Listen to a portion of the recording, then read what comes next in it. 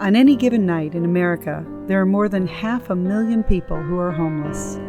According to the latest point-in-time count, we have over 400 people right here in the Lowcountry who are experiencing homelessness right now. The Mayor's Commission on Homelessness and Affordable Housing and the Lowcountry Continuum of Care is working hard to find sustainable solutions to homelessness, starting with the retooling of the Housing Crisis Response System and increasing the availability of affordable housing in the Tri-County area. Both here and in Savannah, I'd run into problems where my landlord had sold out or had rehabbed the building and was looking for a much higher rent. Well, I mean, I always worked, but my back got to the point where my back was so bad, I'd work a day and I'd be out like 4 or 5 days recovering from the day I worked. So I was like making it from paycheck to paycheck, and I just couldn't make the paychecks anymore. I was at a shelter when we had the ice storm. John and Sandy showed up and out of their personal pockets brought 15 more cots, 15 sets of sheets, 15 blankets, and 15 pillows to the shelter in Mount Pleasant in the ice storm. That's my mayor. I know I need counseling. I hate drinking. I wake up every 2 hours to have a drink because I'm shaking. They started diagnosing me through Berkeley County Mental Health. But I never fell through with it because being bipolar, you don't follow through with things. When people see people on the street, they assume, number one, they're either an alcoholic or a drug addict. Some are. We aren't all. But the best thing you can do, you can look them in the eye and say, "How are you?" and wait for the answer. Show dignity to everyone, respect to everyone. Because you know what? You might be one paycheck away. Individuals and families become homeless for a variety of reasons, including the loss of a job, the death of a spouse or loved one, a catastrophic illness, domestic violence, the loss of a home to foreclosure, fire or natural disasters, aging out of foster care, being physically disabled, veterans who are struggling to adjust after serving time for our country, or those who battle mental illness or addiction.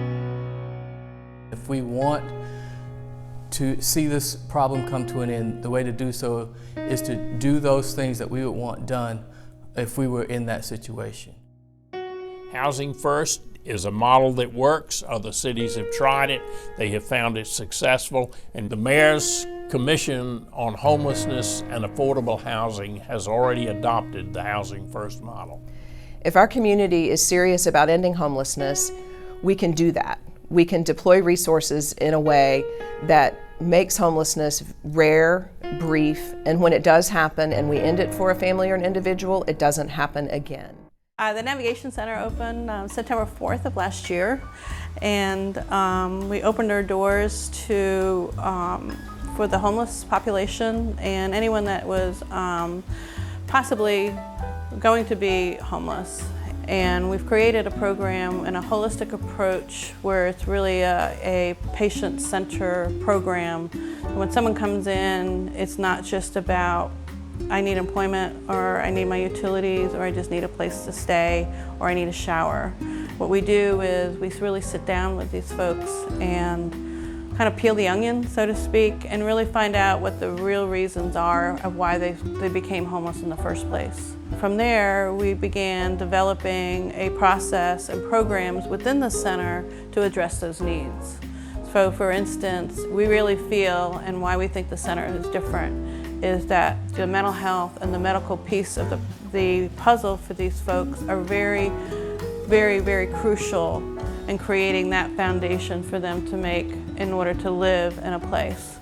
So we just don't want them to be moved and not being able to take care of these issues and their crisis of why they even became homeless in the first place. We get their vital records started. We start doing the job search. We start getting them clothes. We give them the showers. We give them a place to go, and then to get that process started. So when they get into 180, we hope soon, they're ready to go. And then there's some people who don't even get there because we've already got it done and we're already getting them housed. If we have one place that we can navigate them to the next spot and communicate with everyone what's going on, I think we've got a gem here. When it comes to local support, it is absolutely essential. I mean, it is great to have somebody there to grab your hand and pull you up when you just feel like you're drowning due to the stress of trying to find a job, trying to have a place to lay your head at night, that you ain't got to worry about the weather and things like that. I mean, programs like this are just essential, and if you haven't been on this side of that stress, you will never understand what it's about.